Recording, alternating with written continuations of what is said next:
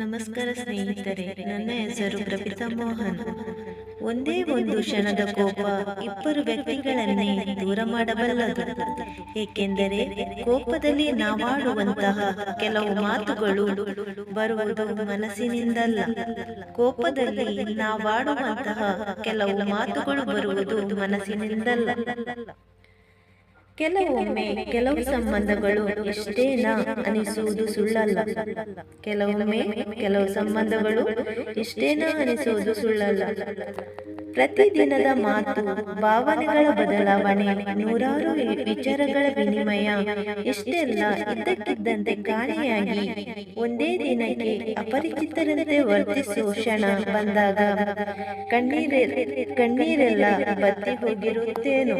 ವಂಚಕರಿಗೆ ಕಿರೀಟವಾಗುವುದಕ್ಕಿಂತ ಉತ್ತಮರಿಗೆ ಪಾದುಕೆಯಾಗುವುದು ಶ್ರೇಷ್ಠ.